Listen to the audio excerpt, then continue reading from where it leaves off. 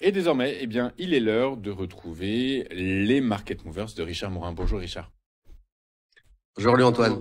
Merci Richard d'être avec nous ce matin. Richard Morin, vous êtes fondateur et DG du site internet Fondamentalement Bourse, avec nous très régulièrement, quasiment de façon hebdomadaire, pour nous présenter des opportunités d'investissement à travers l'Europe.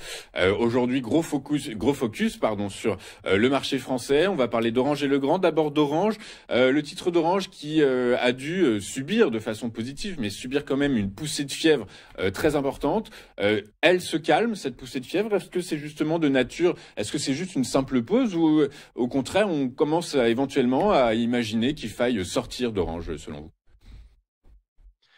Je vais avoir un avis totalement contraire. Je suis ultra positif sur Orange. Pour moi, c'est la pépite de l'année 2025 sur le CAC 40, puisqu'on a déjà une progression de l'ordre de 40-45% depuis le début de l'année. Je fais régulièrement des émissions sur ma chaîne YouTube et je fais un point sur l'ensemble des valeurs assez régulièrement du CAC 40. Et au mois de décembre, j'avais émis l'idée qu'à 9,50 € c'était vraiment pas cher et que ça méritait quand même d'y réfléchir. On est aujourd'hui autour de 13,70 € à la clôture d'hier soir et on a déjà fortement progressé dans cette idée-là, mais c'est totalement justifié et pour moi, c'est que le début d'un mouvement impressionnant sur Orange.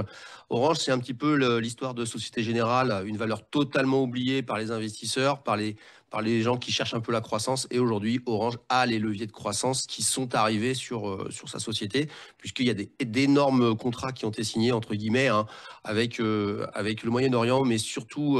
alors, ça ne se reflète pas dans les chiffres, si on peut regarder le slide sur les chiffres. Ça ne se reflète pas vraiment dans les chiffres, puisque le chiffre d'affaires est autour de 40 milliards et n'a pas de croissance prévue. Par contre, il y a une modification très importante sur les marges d'exploitation, puisqu'on est proche de 12% cette année en 2025, mais on ira vers 15, voire presque 16 en 2027. Et à partir de ce moment-là, on est dans une croissance des bénéfices qui est assez impressionnante sur Orange et qui n'a pas vraiment eu lieu depuis très très très longtemps. Donc on est un peu dans ce paradigme où personne n'en a en portefeuille et où tout le monde en a posé un petit peu pour pouvoir voir ce que ça donne, et ça donne. Et je pense que ce n'est pas terminé. Les résultats en 2025 seront à peu près supérieurs à 1,5 milliard et on va obtenir un résultat sur l'année 2026, c'est-à-dire juste l'année prochaine. On est à 4 mois de l'année 2026.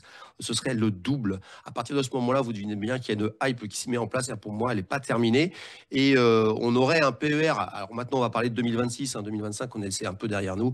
On est sur un PER de 11 et qui, historiquement, sur Orange, c'est assez faible. Donc pour moi, il y a une potentialité encore intéressante sur le titre d'aller plus haut. Et si on regarde le graphique, on va voir qu'on est en train de casser cette oblique qui a résisté pendant des années et on vient de la passer et la tester. Et si on passe sur le graphique hebdomadaire, on va voir que c'est d'autant plus intéressant qu'on a juste marqué un petit pullback sur celle-ci, tout en créant un petit couloir, un couloir aussi assez intéressant sur lequel nous sommes posés depuis 2-3 jours. Et je dirais que tous les niveaux que j'ai mis sont des niveaux intéressants à observer. Si vous regardez bien, j'ai l'idée de vous proposer un niveau de 15,50 €, un niveau de 16,50 € et puis après de 19,50 €, même 24 € à plus long terme. Et on voit le graphique là, actuellement en daily. Tiens, je me suis trompé, c'est marqué hebdomadaire, mais c'est daily. On est techniquement sur un point technique sur le couloir haussier qui est mis en place, qui me paraît être un point d'entrée aujourd'hui sur le dossier Orange pour une aventure boursière. Même si ça a monté, je trouve que le trend est hyper puissant et il y a tous les éléments fondamentaux qui me disent que ce n'est pas terminé.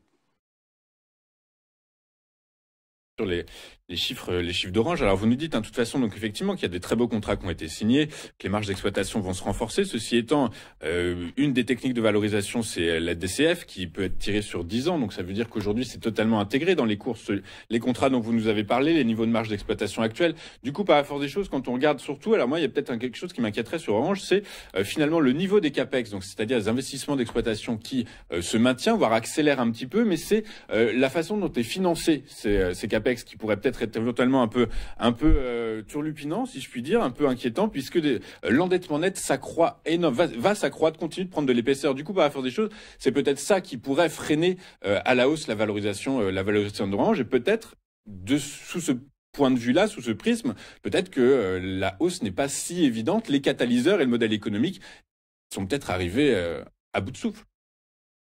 Oui, oui, on peut, enfin, la bourse a la qualité d'opposer tous les avis, hein, il n'y a aucun souci sur le sujet, mais j'ai toujours tendance à penser que l'endettement d'une entreprise afin d'obtenir une multiplication par deux de son bénéfice, vous savez, ça c'est du bon endettement, ça. Donc à partir de ce moment-là, moi je pense, hein, que les investisseurs de manière récurrente ne s'inquiètent pas trop de la dette, s'en inquiéteront un peu plus tard quand il y aura plus de levier de croissance sur le bénéfice. Là par contre on aura des soucis, mais actuellement la perspective est extrêmement importante. Encore hier, hein, il y a eu des accords au Moyen-Orient sur un accord entre Orange et une autre société. Donc pour moi, voilà, nous sommes sur une société qui s'investit énormément sur le Moyen-Orient. Il y a besoin d'argent, effectivement, mais les bénéfices vont suivre. À partir de ce moment-là, on voit que les investisseurs ont joué cette carte-là et je pense qu'ils n'ont pas terminé.